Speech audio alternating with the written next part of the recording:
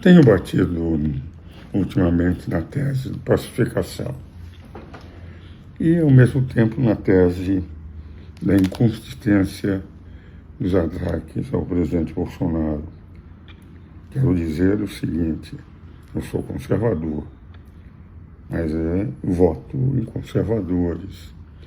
Mas a minha posição é mais uma posição pessoal e, inclusive, por exemplo, eu entendo que o candidato ideal para 2026 seria, pela sua moderação e pela sua eficiência, o presidente e o governador do estado de São Paulo, Tarcísio. E acho que se houvesse uma fase, uma chapa Tarcísio e Michele Bolsonaro, que traria todos os bolsonaristas, seria uma chapa praticamente imbatível. Mas é um dado que é uma questão de lógica. Eu gosto de filosofia, sou da Academia Brasileira de Filosofia. A lógica é uma das partes da filosofia. Hegel não dava um valor muito grande, ele dizia que a lógica gerava matemática, e a matemática era muito pobre pela previsibilidade dos resultados, o que não é verdade. O que há de estudos novos sobre matemática, eu mesmo tenho um filho que é professor titular de matemática pura na Universidade Federal de Minas Gerais, e vejo o teorema com que ele ganhou com o seu doutoramento, tinha 130 e poucas páginas, um teorema. Então, eu acho que... Mas a lógica dos argumentos apresentados, e que, para mim, que gosto de lógica, não parecem ter sentido. O presidente Bolsonaro era comandante das Forças Armadas pelo artigo 142. E quando o presidente Lula eleito pediu ao presidente Bolsonaro para que ainda no governo de Bolsonaro indicasse o presidente Bolsonaro os comandantes que ele queria colocar à frente do Exército, da Marinha e da Aeronáutica, quem nomeou os comandantes do Lula foi o presidente Bolsonaro ainda como presidente. Como é que alguém que quer dar um golpe no dia 8 de janeiro nomeia não os seus próprios comandantes, e com meus comandantes a pedido do presidente Lula eleito? Tem cara de golpe? É um golpista ou inconsequente? Quando ele já não tem mais as pessoas da sua confiança, no meio da confiança do Lula, e daí é que ele vai pensar no golpe. E que isto, enfim, fere a lógica. Como fere a lógica o fato de que ele facilitou ao presidente Lula, durante os 2 meses finais do seu governo, que acessasse tudo o que precisasse dentro do governo. Os seus ministérios tiveram amplo acesso, os seus ministros indicados, ao que precisava. Tem cara de um golpista.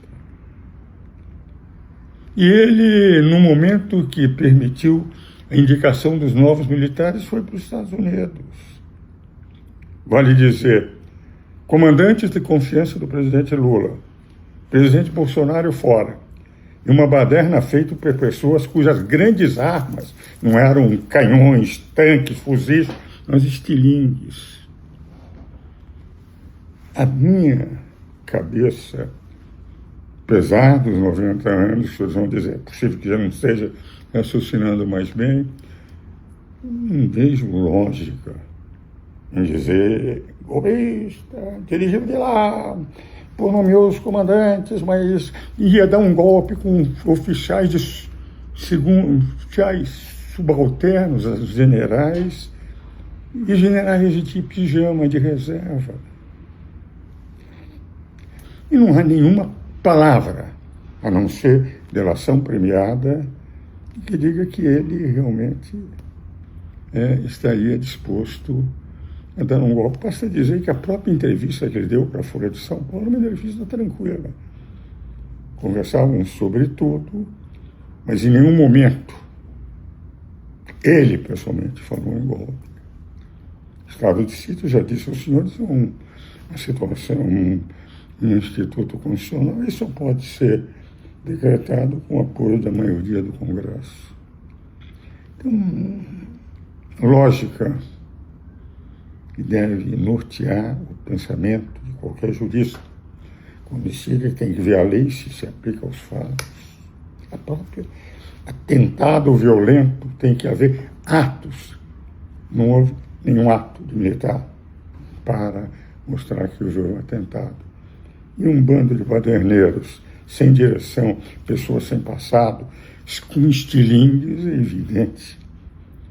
Só no exército Brancaleone é que poderiam dar um golpe de Estado.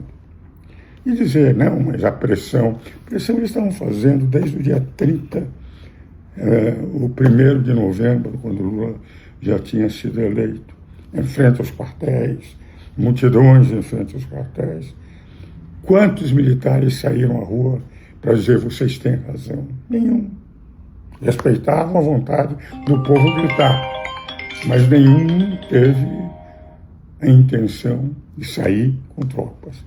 Foram cercados durante 2 meses, sem que tomasse nenhuma decisão, e tomaram esta posição tranquila de respeitar a liberdade de expressão e não tomarem nenhuma medida.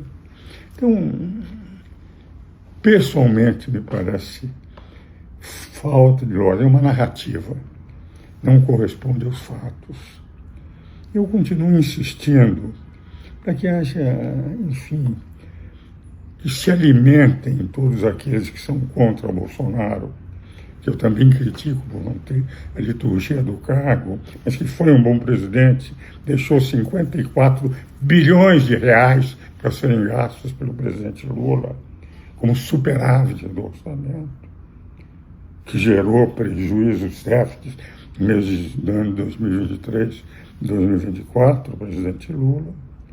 Mas eu não vejo. Por essa razão que eu tenho trazido para o debate, independente do respeito que tem os ministros, a minha incapacidade de absorver a lógica disso, de que quando era comandante do Exército ele não fez nada. E quando ele nomeou, a pedido do presidente, os comandantes que o Lula queria, aí ele passou a ser o golpista do dia 8 de janeiro. Minha lógica não consegue bater. Talvez seja o problema da idade, ou talvez a minha lógica esteja correta.